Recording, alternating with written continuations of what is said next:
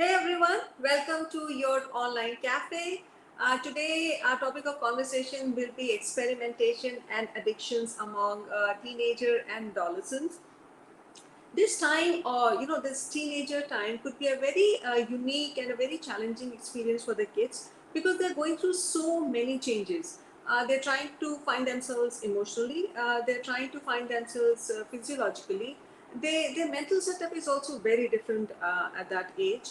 They're also trying to synchronize themselves in that broad spectrum of life to see where they fit in. They're also exerting themselves to be the individual that they are.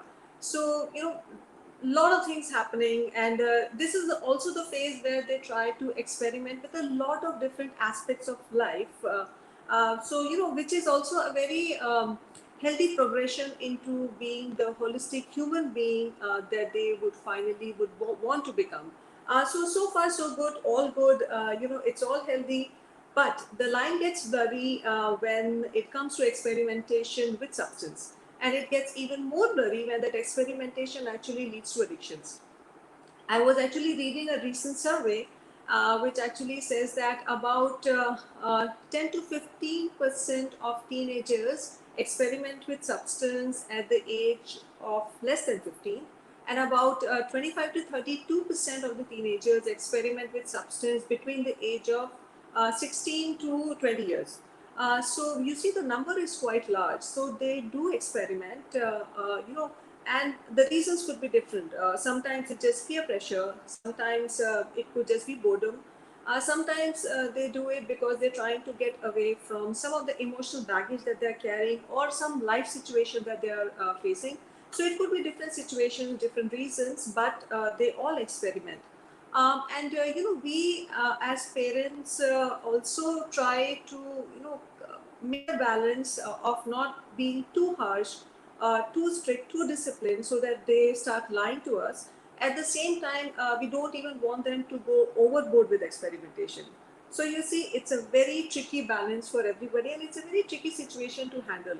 And that's why we have picked up this topic, and we have Dr. Vimal Kumar with us, as always, to shed some light, to address some of the issues that the teenagers face, and some of the challenges that we as parents face.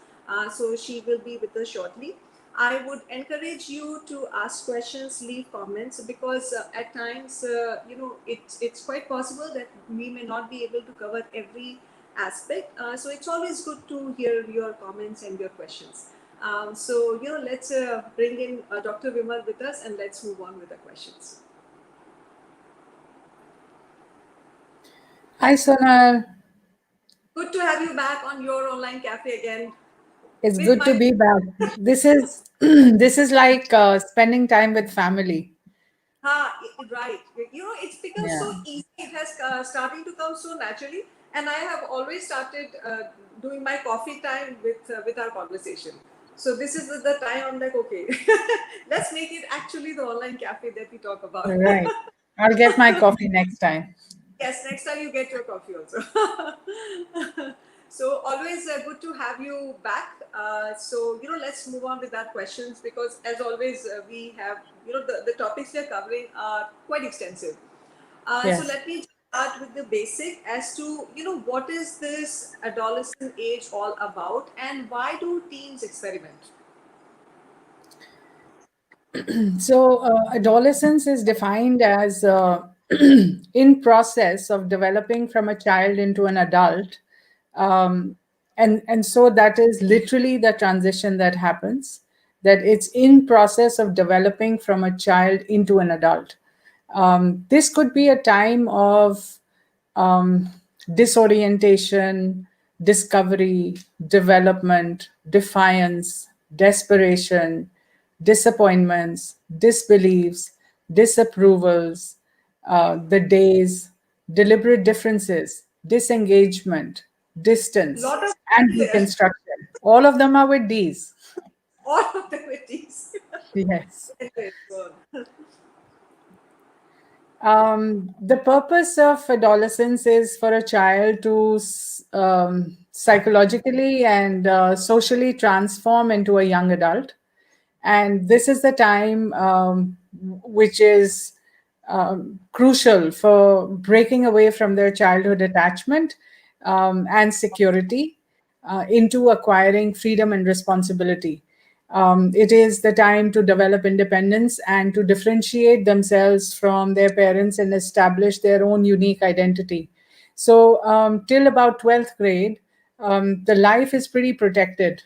No, the um, initial childhood years are certainly protected, but even school till 12th, because the parents are overlooking everything, the ptms are happening, there is active participation by the parent in the school activities, and so forth and so on. This is when adolescence, basically today I think it starts in grade 11, but college time is when they break free. So the first year of college, when they transit from school to college, is essentially when most kids don't know what to do with the freedom, the newly acquired freedom. This transitional period can raise questions around independence and identity.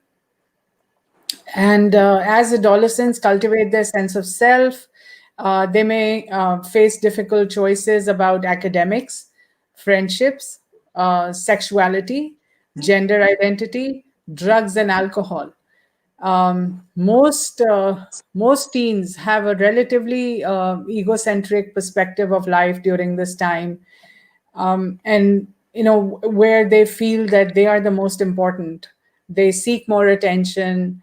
They feel that everybody, even people who are disengaged with them, seem to have a crush on them. So it's, they talk in terms of like they are drawing the attention of the universe towards themselves during this phase.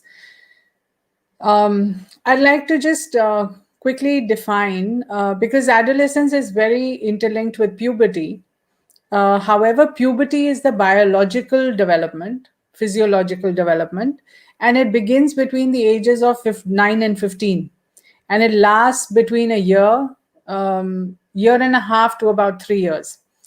The hormonal and the biological changes that occur can lead adolescents to feel anxious and self conscious, and to acquire more privacy, and to become more preoccupied with appearance, which can influence how they are perceived and accepted.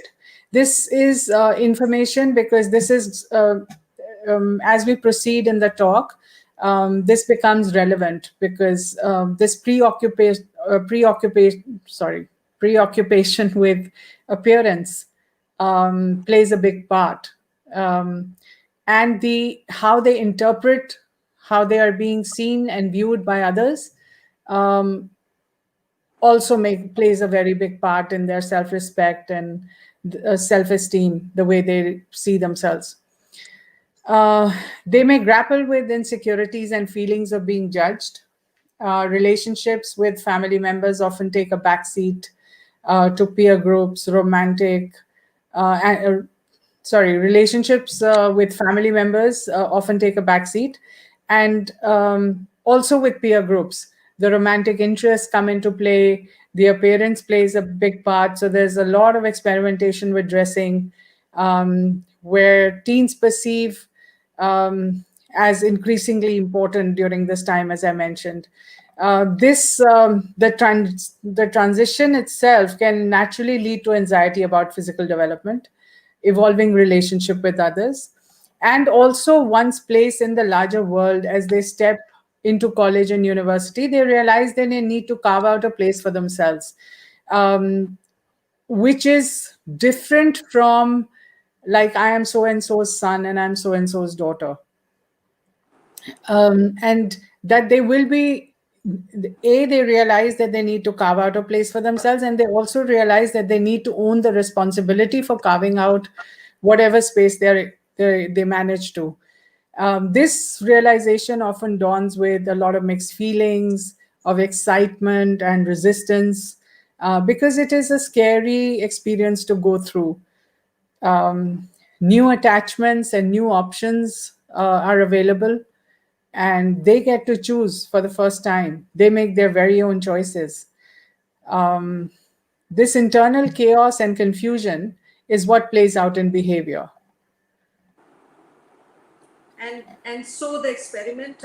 I guess this whole feeling of overwhelmed, because there are so many changes happening. Is that what leads to the experimentation part of the mainly the alcohol and the Yes. substance experimentation? Yes, because there is anxiety, there is mild anxiety, and there are challenges, which some of them which are real and some of them which are perceived. So, challenges can be very typical, or they could actually be. This is also a time where some serious mental health conditions may also emerge during adolescence, and addressing the disorder early on can help ensure the best possible outcome. So, as the hormones change, so does the dynamics of the mind. And that is why, yes, the experimentation, to answer your question. And are there different reasons that they experiment, especially with alcohol and substance? Yes, there are a lot of reasons why the experimentation is particularly around substance. Um, and also activities around substance and alcohol and fast and reckless driving are the trickiest and and the most scary ones for the teenagers themselves and their parents. Right, right. So, adolescence risk taking is often blamed on hormonal changes, but relationships play a key role here as well. The teenage years are devoted to creating friendships that can serve individuals for the rest of their life. They're trying to look into stability and continuity, familiarity, but also because they have been safe till about 12th grade, there's a lot of safety, probably more than required sometimes. It leads to the second set of needs of human beings, where they feel that it's time to take risks, it's time to adventure, explore, know the unknown, revolve around mysteriousness. And that is why the risk taking ability is higher as the mindset changes. Studies suggest that adolescents are motivated by peer acceptance more than adult perceptions. So that is another contributing reason as to why they do it. Most teens will experiment with some combination of alcohol, drugs, and smoking. Some may not, but most do. Parents can inform the choices they make with guidance, such as that the decision to use should be intentional and personal and not automatic or based on a socially pressured one. However, I think the reason I'm mentioning the parents' involvement here is because this also plays a very integral role into why they experiment with alcohol and substance and smoking, because there is observation happening, and then there is a play out happening. Also, one more thing I'd like to highlight here is that teens don't explore or experiment with a decision or an intention to get addicted. Some common reasons why teens use cigarette, drugs, and alcohol are: one is peer pressure, because it is a powerful force at any stage of life, um, but especially influential during the growing up years. Because also, if you hear them talk, they say it's the cool thing to do. Hey, cool dude, let's try it once, it's only just weed. It's my dad's prescription, so of course it's safe. um, they also encourage each other by saying, drink up, do it one time, it's not going to, how does one time harm anyone? So that is how when we say pressure, it is not really pressure, it's seductive in a manner as well. So the second reason is to look and feel grown up, because alcohol and substance is something which is attached to adults, like above 18. So and adolescents, you can often hear them say things like, "I'm not a kid anymore." It's a very frequent mantra that they use. um, um, what else do That they say? They say, "Hey, hey, look at me, I'm all grown up now, I can wear heels." Girls have, they define their growing up by going to the parlors, um, shaving their legs, waxing their legs, and so forth and so on. So there is a lot of, the attempt is to look all grown up and feel all grown up. Yet another reason is also modeling parents' behavior, because if they see alcohol as drugs as a, being used at home, then it's learned behavior. Um, and some of them do it to cover their traumatic childhood experiences. If they have gone through disengaged parenting, some sort of abuse or neglect, this is the time when they get something which will numb that, which will numb that feeling of pain, of disappointment, bitterness, the secrecy, and the pain attached to maintaining that secrecy. Another reason is curiosity. It's like, it's just this once, of course, can be taken as very strongly. Not to mention that everybody experiments, and it's, most of the kids say to each other that it's okay to do it. Everybody's doing it, why can't you do it? So it's also curiosity, and peers also set a norm by saying that everybody is doing it, so just do it. Yet another reason is boredom. When especially this especially applies to restless teens. If a teen is restless, they will easily be aroused um, by things like substance and alcohol, because when they are bored, their risk-taking ability goes up, and there is no recognition of the consequences. So because it is a phase where the consequences, the part of the brain that handles the consequences is underdeveloped. And it's been often said that idle hands are the devil's tools, and similarly that on mind is the devil's playground. So boredom is one of the major contributing factors to this as well.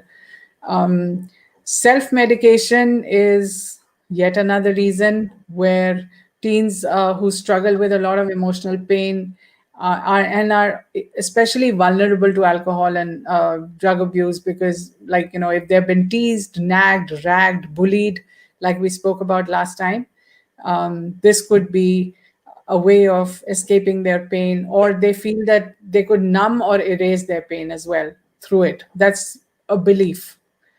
A teen living in a conflicted home environment may also resort to drugs to make it, the belief there is that I can make it more bearable for myself if I'm numbed out a little bit.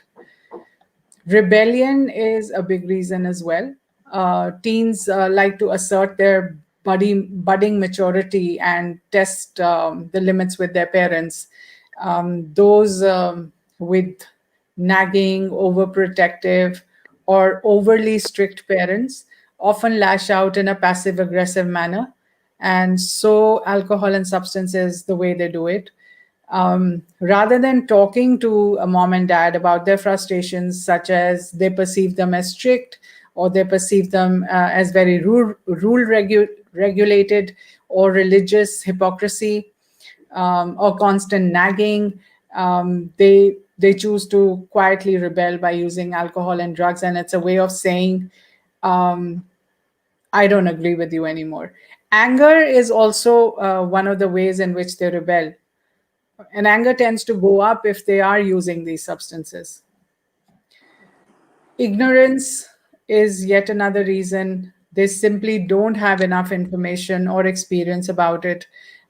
Experimenting with alcohol or drugs often seems innocent enough, in fact, but it's often regarded as a sort of adolescence right to the passage of growing up. So that ignorance needs to be handled carefully. to have fun. They believe that,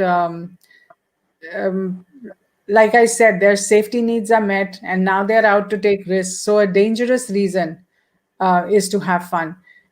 Teens tend to believe that it's for the sake of entertainment, and getting drunk or getting high with friends sounds like fun in the moment. What they don't know is that it has it could slur their words, they could behave very silly, they stumble, they have bizarre behavior, they can black out, they could be vomiting the next day. And so this tends to kind of die off very quickly, that it's for the sake of having fun. um, And I guess they never, whatever the reason might be, they never start off thinking that they'll get addicted. I think maybe once they start having any substance for that matter, and the impact of that substance is what must be bringing them back to it.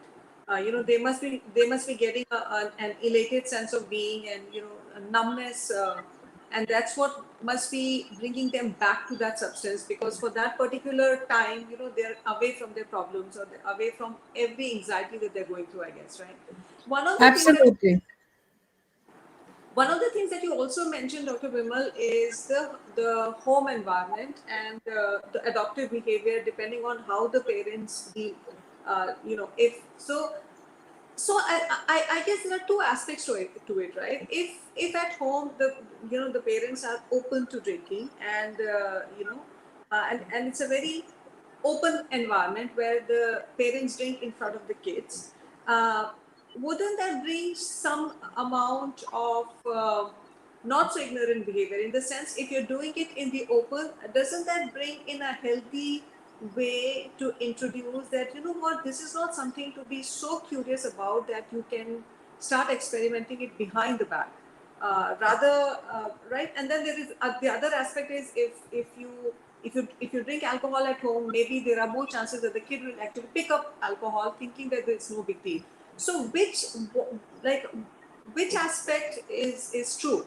Like, I think parents often go through that mindset in their own ways, as to know what is a healthy way to introduce, especially alcohol, to the kids. Yeah, it can actually go both ways, and you're right. It can deflate curiosity, or it could increase curiosity. If parents are having it and they strictly tell their children that this is an adult only indulgence, then it may raise curiosity. Or it may not be said in that many words, but it's also sometimes very implicitly implied. The looks that the parents give the children, or they say, or they want the children to do something of their own every evening when the parents are having a party or they're drinking with company. So it's again context driven, but and also it depends on how the child picks the message up and interprets it. It So that's one way of looking at it, but the other interpretation could also be that because it's such a forbidden thing at home, especially homes where a lot of decisions are taken around religion and religious ritual, not even religious, it's more ritual hypocrisy. um, it's kind of a ban to have any non-veg or any alcohol at home, no smoking, and it's looked at as upon a sin. Then the chances of unhealthy curiosity are much higher, because the child is going to want to have it. Right. And how should parents talk about it? um, Maybe we can cover that in later, when I talk about how parents can handle teens during this time to inculcate healthier ways of exploring and experimenting. Yeah, yeah, sure. I think a forbidden fruit is almost more attractive. So, I guess. But anyway, we'll Undoubtedly. talk later. What are some of the experiments that they go through, these teenagers? The most common drugs abused by teens aren't much different from those of adults. Uh, but the reasons for abuse may be different, as teens often abuse a substance based on its accessibility. Teens are also more likely to take excessive amounts of drugs and alcohol because of how they perceive the risks and dangers related to it. So the common experiments are around alcohol. Alcohol is the substance most commonly abused by teens. The social acceptance of drinking among people of legal drinking age can lead many teens to view alcohol as relatively harmless. This is more to do with everybody does it, so why can't we? Research suggests teens are more likely to binge drink because their impulse control hasn't fully developed. So, stats wise, approximately 20% of 12th graders reported binge drinking in 2014. Nearly 40% had used alcohol in the last month. So this is a stat which I remember from 2014. I don't have the recent stats about it, but one can look it up on Google if you want to It was know about statistics further. Twenty-five Binge to drink. thirty-two Sorry. percent. Sorry. It was about 25 to 32% of the teenagers actually experiment with any substance between the age of 16 to 20 years. That's the recent Yes, stat that I. absolutely. But this is only the one I'm talking about is only binge drinking, Just the specifically base. binge drinking. Okay. Okay. The one you're talking about is the overall use of. Overall Uh, usage, yeah. yes, yeah. Correct. It's good to clarify that here, Sonal. Um, so, Yes. binge drinking increases the risk of addiction in many people of any age, actually, but especially teenage, because the teenage brain is more susceptible to addiction. Like I said, the part of the brain that is responsible for consequences and also for the risk or the impulse control is not fully developed, and that is why there is higher they're more susceptible. Talking to teens about these risks can curb some they can it can curb their consumption of alcohol. Marijuana is one of the other drugs which is most used and abused because the perceptions of marijuana are also very misleading. Amongst teenagers, they believe that it carries Not no risk, it's not addictive, it's herbal, and it just numbs you for a while, and it makes you feel really good, and so marijuana, because of the myths around it, and I'm not saying that what the teenagers are saying is wrong, but they're talking in the moment because marijuana does have long term addiction issues, and it also has side effects, and it has mental health effects. It increases anxiety levels. It's depressive on some people, and it so all these all these things that we're talking about, they impact every single body differently because of the biological physiological makeup of the body, and also the resilience quotient could be different for different bodies. The third thing they experiment most commonly with are prescriptions and over the counter medications. Like, so many prescription drugs have intoxicating effects. And this is not a secret to any teen. Narcotic painkillers like oxytocin and Xanax produce pleasurable effects that teens may seek out. These substances have very high addictive potential and a risk of overdose. So this area of exploring with medication which is given off over the counter is quite high risk. Nearly 40% of teens who abuse prescription medication obtain drugs from their parents in the medicine cabinet. So the medicines at home are also a threat if you're, if you're going through, if your child is developing into a teen, or going through teenage. A few cough syrups and anti-cold syrups are also bought by teenagers, and they are quite addictive. Um, and lastly, they experiment around gender identity a lot, sex, clothes, and adventures such as dangerous sports, fast and rash driving, um, and they're reckless with some relationships as well. One of the things that you mentioned that I would like to emphasize on, and if you could give us a little bit more on that, is about marijuana.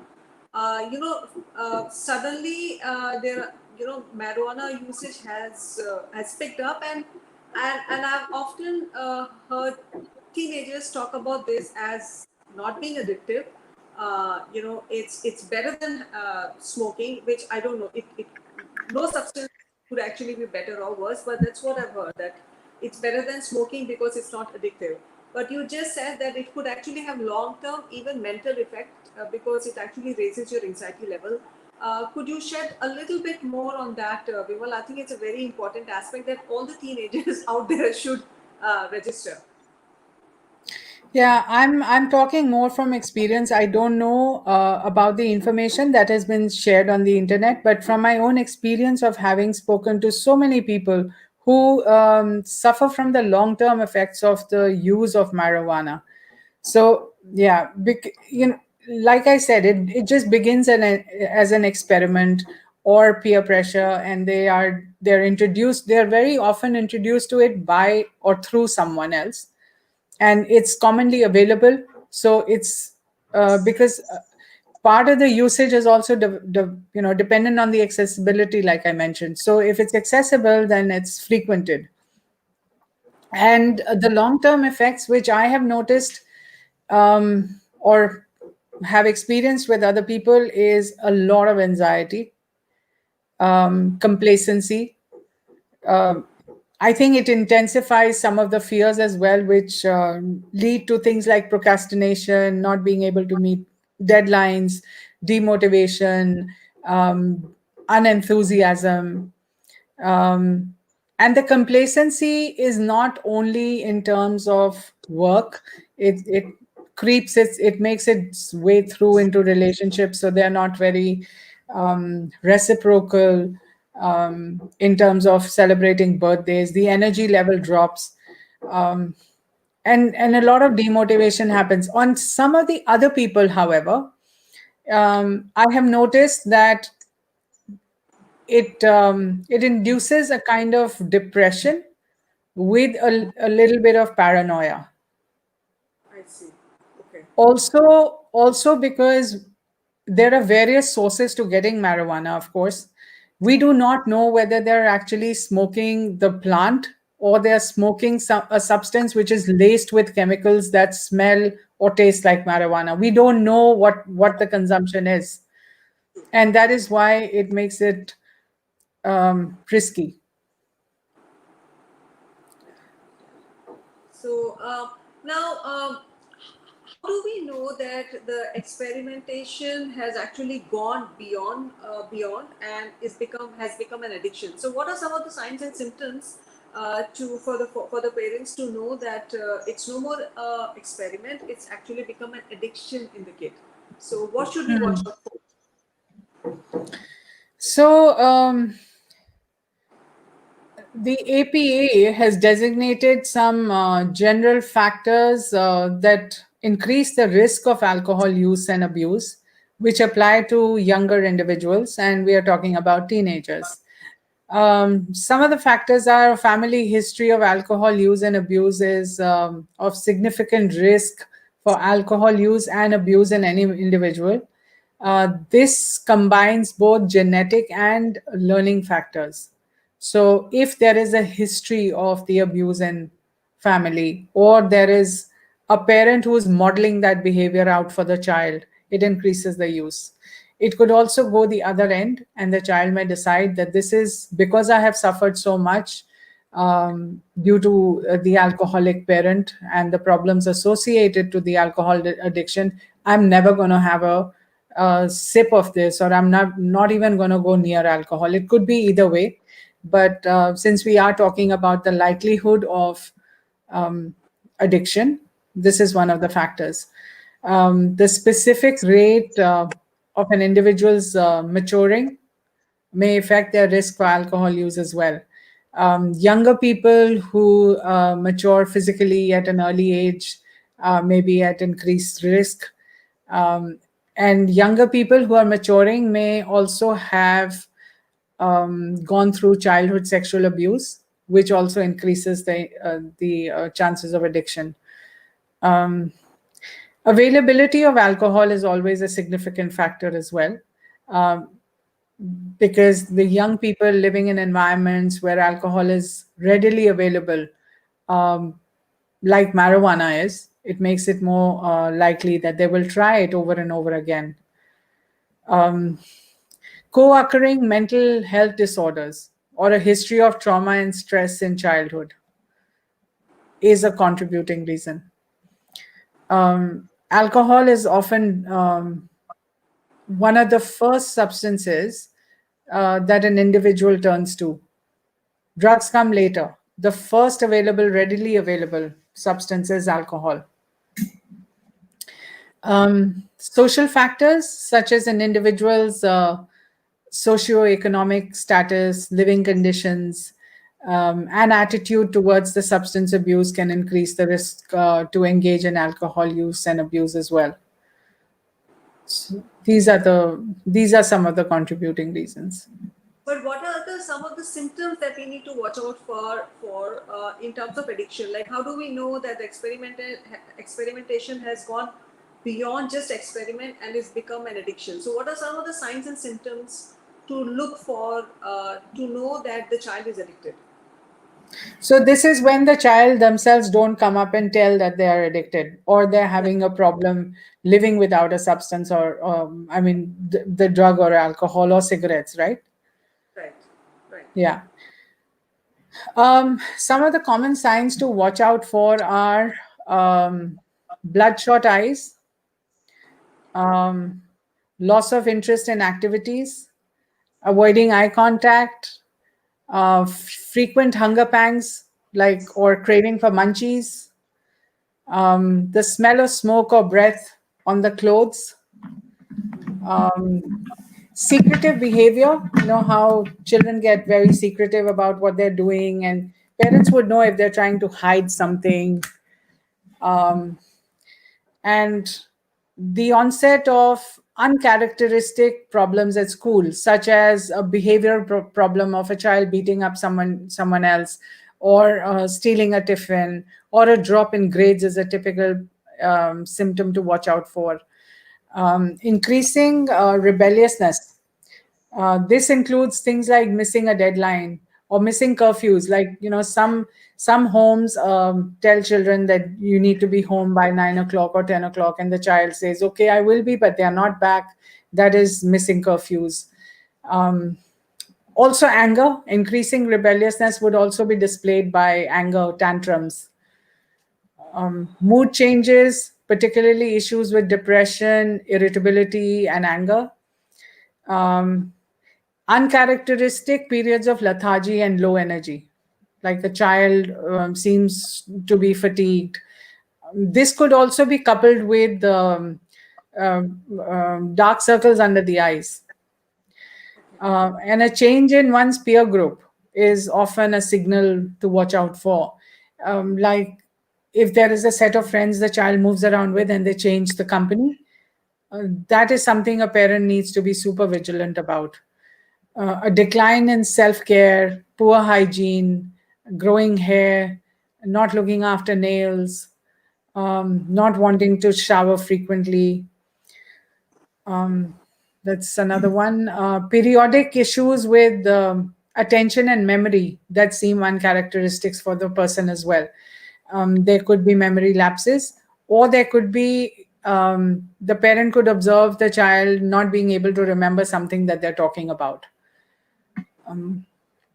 Yet another sign could be that the person using alcohol that is found in the, like, they have alcohol at home and they have missing containers of alcohol, or they have missing containers of diluted spirits, or significant reductions in the volume of alcoholic beverages around the house, like beer or whatever it is that, one keeps. Sodas disappearing could, even if there's no alcohol at home, but the sudden disappearance of soda cans or soda bottles would be um, Right. would be something to watch out for.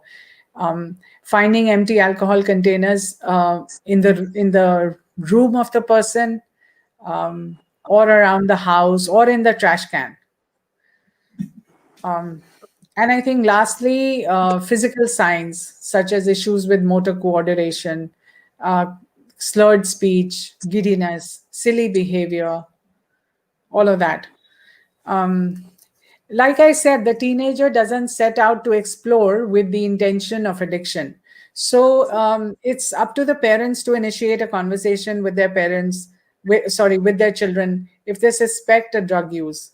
Often, very often, a conversation is enough to at least make the child aware that this is not okay and this is not acceptable and there is a consequence to it.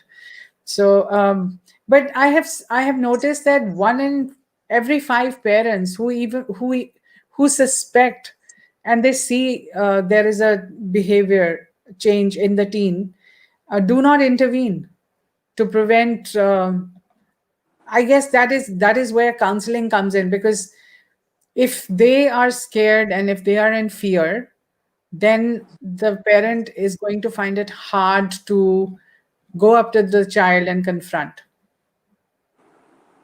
Also, I feel, Vimal, every family situation is very different.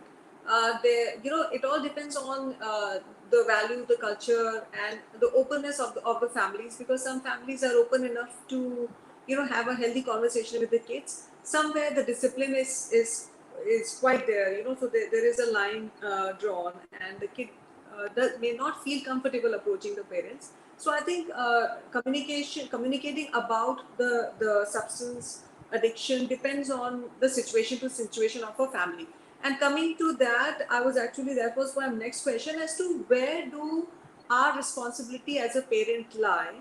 Uh, because on one hand, we don't want to be too strict for the kids to start lying to us, with saying we have a zero tolerant policy, or something like that. At the same time, we don't want them to go overboard with their experimentation to the, to a place of being addicted.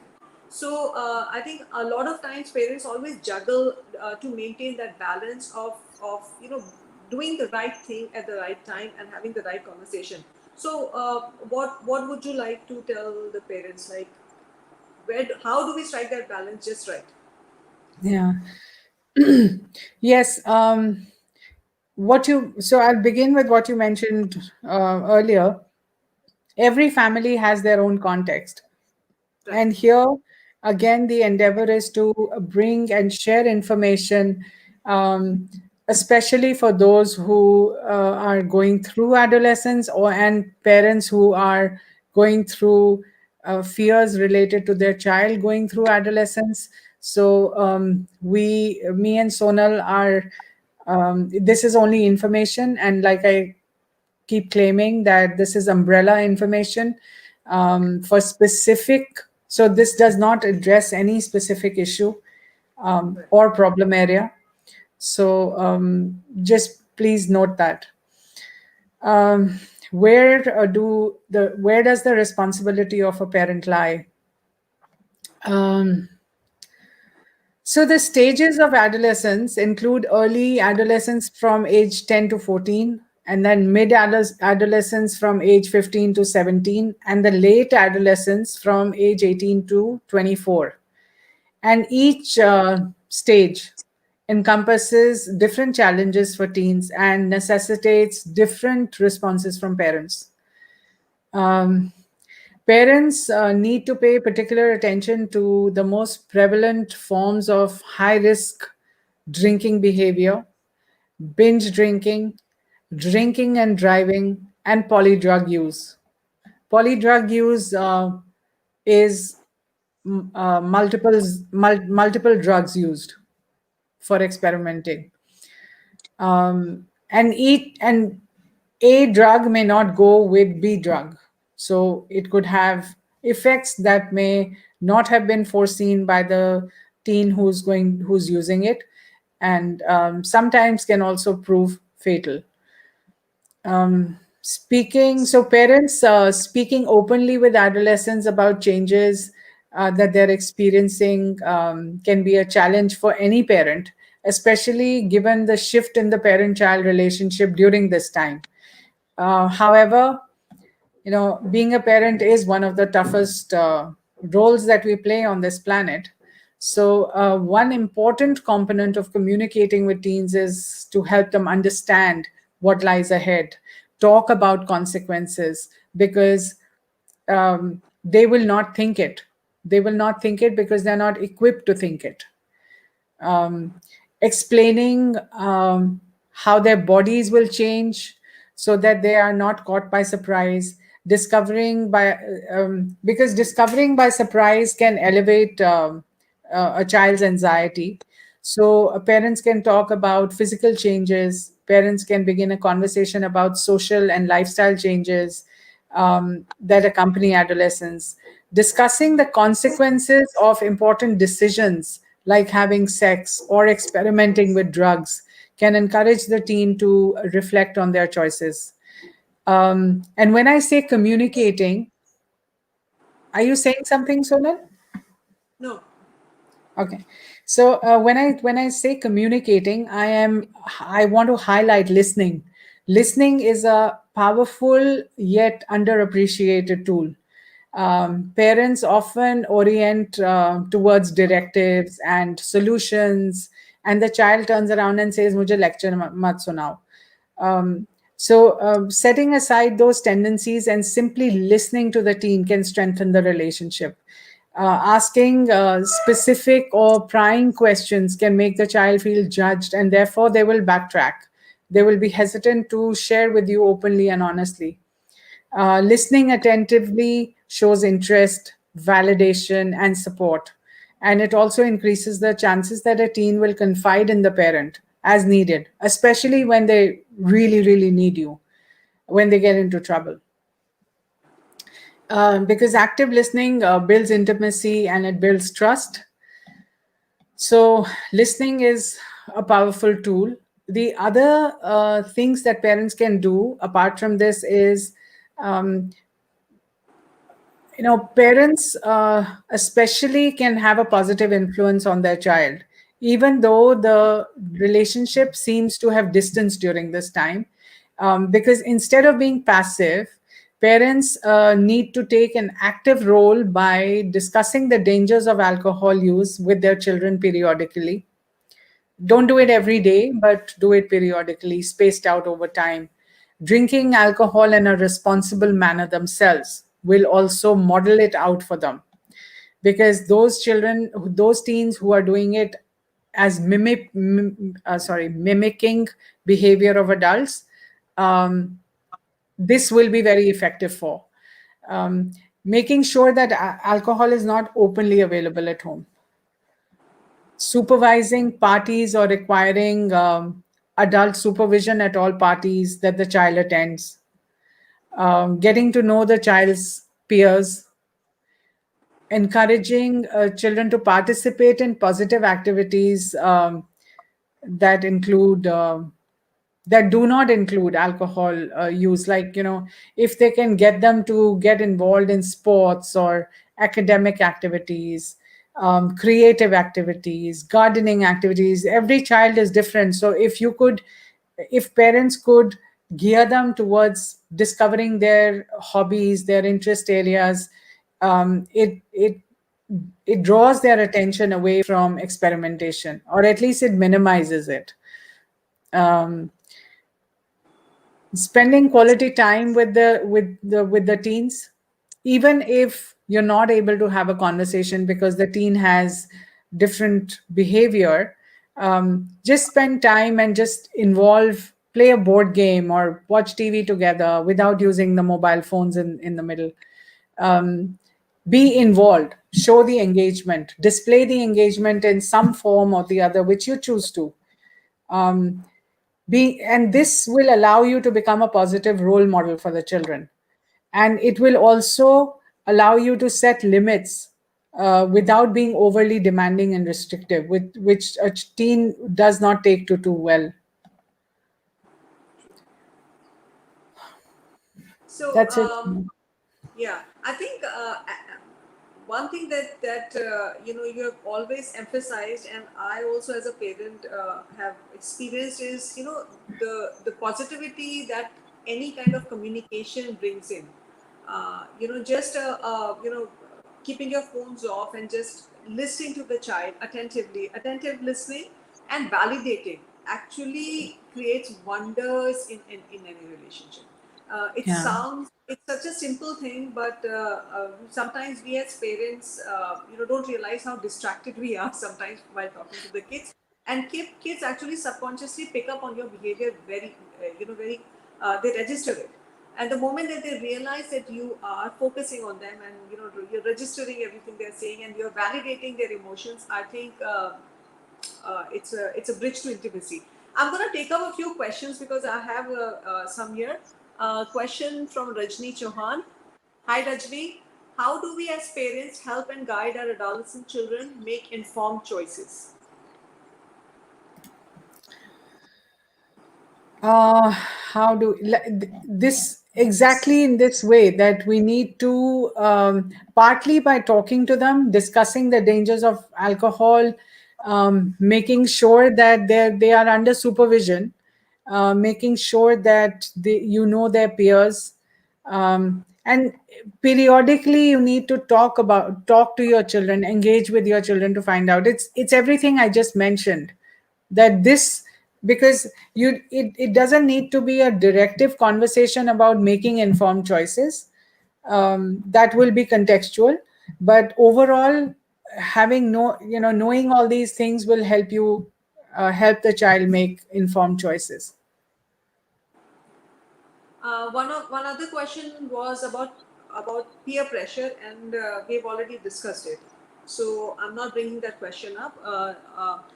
Now, before I wrap up, I have one last question as to how can we help the teenager or the adolescent at home who is undergoing addiction of any substance. So, what help can we provide as parents at home? um, so teens have a very tough time dealing with sadness or stresses common during adolescence, and it is understandable that they may think of having a drink or a little marijuana, which can offer relief because their peers are sharing that information with them.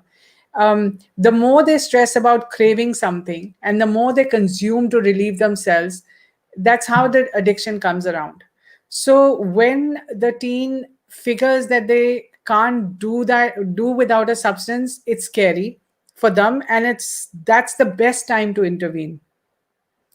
So parents need to be vigilant and be observant about all the symptoms that I mentioned earlier, like to pick up those as signs. And the longer the parent waits, the harder it gets. So be smart about it, be proactive about it. Um, the minute you see changes, delve into it. Do a little bit of detectivity around your child. It challenge yourself to figure out neutral ways of knowing more information, getting more information about your child. And the best way to deal with stress is to seek emotional support or to find someone to talk to. Once the parent knows that those, if there are, let's say, five or more of the signs that we have spoken about today, if you figure that, motivate the teen to take help and schedule the appointment for them, drive them to the expert, and wait there, drive them back, and do all this with compassion, without judgment or condemning their behavior or their mood swings. It's also possible that the teen could have tried quitting or reducing the use and have has failed the attempts to do so. Then it's important to receive the treatment as well. I mean, as soon as possible as well.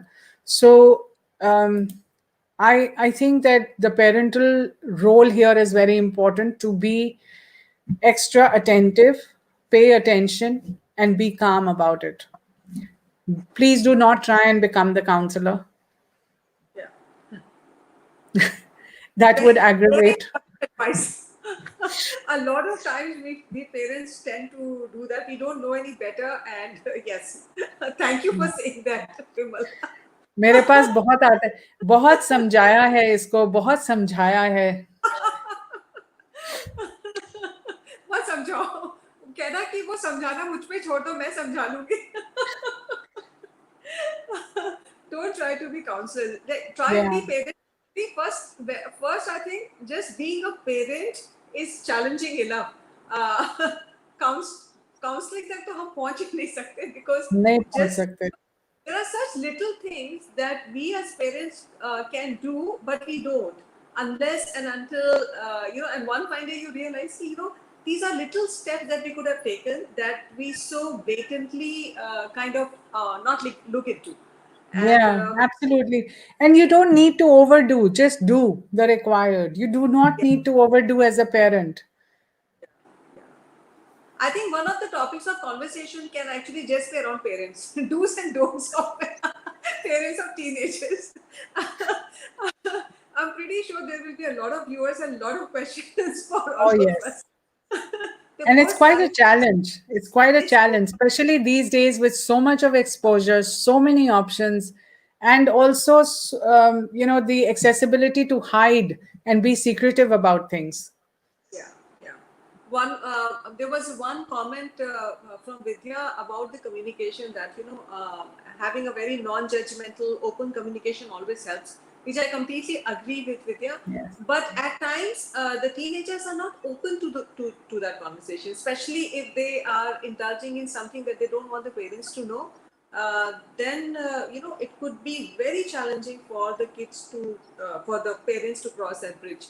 So yeah, just being a parent itself, and the other thing is, there are no classes happening to to tell us how to be. No.